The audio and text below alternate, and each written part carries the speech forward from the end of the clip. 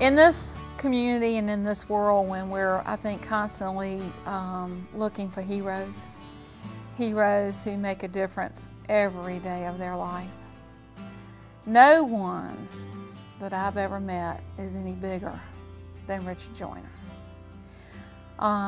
Richard Joyner is someone that I've only been in Rocky Mount 7 years. It took me a long time before I actually met him, but I had the opportunity to observe him first in the gym. And just observing him in a cycling class, this man trains like a professional athlete. And you would have thought he was, perhaps. The physical shape that he's in and the passion with which he works out was amazing and inspirational to those of us who don't quite have that same level of commitment. Little did I know at the time that that had nothing to do with self in his case.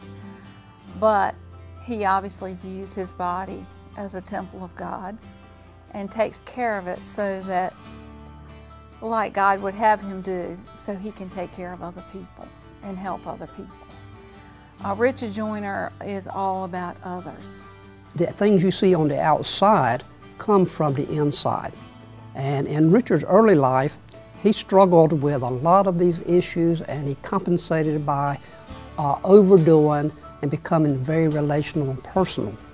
Richard, after serving quite a few years in the church, came to us at Nash with our educational program, clinical pastoral education, pretty fractured as a human being.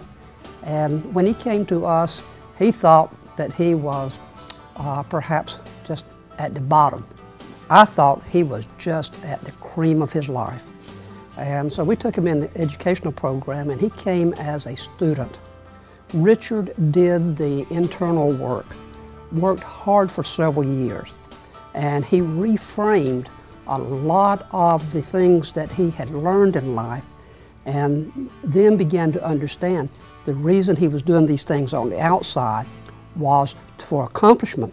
But when he reframed the inside, he did these things from inside and served people on the outside. This has made him a beautiful human being. We're honored at the Nash Healthcare System to have a member of our family receive this award, and we can think of no one better to receive it than Richard Joyner in terms of what he does for us at the healthcare system every day. Richard has really set the standard for hospital-based chaplaincy programs in the state of North Carolina. There are many chaplains from all over the state that come to meet with he and Shirley and see all the good work that they do, not only dealing with our patients and all of their needs every day, but their involvement with the community as well. And what Richard has done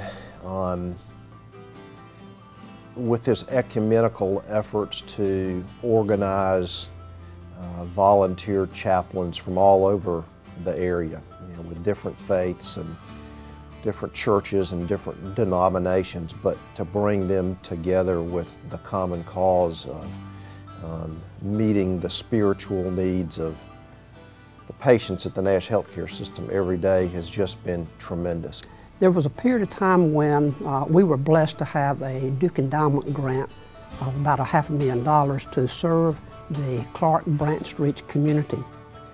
You came to this project from a project in Raleigh, eastern part of Raleigh,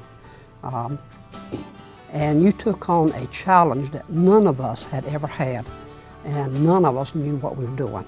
We just believe in a holistic view of trying to change a community from the very core of their being, politically, socially, economically, physically, and spiritually.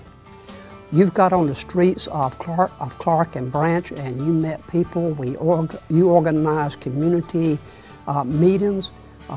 You set up a wellness program. You were able to help them think theologically. You worked with the clergy. We worked with trying to establish a construction company out of the people that were there. You worked with the city to address housing issues. And I think some of the things you did laid a foundation for many of the wonderful things that you're experiencing now and have experienced. One of the things that has impressed me most over the past few years is the work that Richard's done at his own church, the Canida Missionary Baptist Chapel. Richard's committed to the young people in that church and spends countless hours. Most of his evenings and weekends are spent with those kids. And he's trying to help them not only with their education, but with their social skills and with their own self-esteem. They realize that poverty is an extreme problem in that community. I think at least 50% of the people there are unemployed. And the kids needed some financial help. I have the privilege of serving on the Malden, Future Malden Foundation. And long before I became a member of that board, he came every year requesting grant money to buy seed for a community garden. Well, that sounded like a wonderful thing, but at the time I had no idea that those seeds were helping him to build character in young people who are very high risk. They began with either a 2 or 5 acre plot and used some of that food to help feed people in the community who had no food and for the kids to take home themselves. I think now that's grown into about a 15 to 20 acre garden. They're beginning to sell some of the produce to area restaurants, creating a business for these kids, so they're learning, again, not only how to grow crops, but how to market them and how to plan ahead. He's teaching them how to compost and all of these things. They're purchasing some of their own equipment. So he's teaching these kids life lessons that they'll be able to carry with them. Part of the regimen in the summertime for the summer camp includes physical fitness that starts at 6 a.m. in the morning and then work all day. The after-school program certainly helps them with their schoolwork. They have reduced suspensions by 90% since this program started in 2007. He now has at least 2 or 3 in college. There have been no teenage pregnancies. I mean, Richard Joyner is one amazing human being. In terms of his involvement with the community, there's no question that some of the projects that the Nash Healthcare System has been involved in that have been very successful have been the inspiration and that we've been led to through Richard's efforts. The one that comes to mind most quickly is the Tar River Mission Clinic. Richard has been an organizer and an inspiration to make sure that that clinic had the staff it needs, that it was serving the at-risk population that it serves, that he helps to create the momentum for that clinic, and it has expanded its hours, its availability, the number of patients seen, but there's no question it would not be what it is without Richard's leadership. In recent months, we've had some strife between different cultural groups, ethnic groups, and Richard was called in to sort of help mediate that and try to come to some understanding. He has a tremendous ability to talk to people, to help get to the root of the problem, to push away issues that really have nothing to do with the problem at hand, so folks can focus on that problem and solve it without the conversation degenerating into racial problems or ethnic problems and those sorts of things.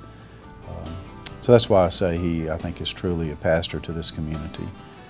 He has his pulse on everything that's going on. So if you want to know what's happening in the community, you ask Richard. And if he doesn't know, he'll sure find out. People trust him. He's a confidant to many people and loves this community and the people of it.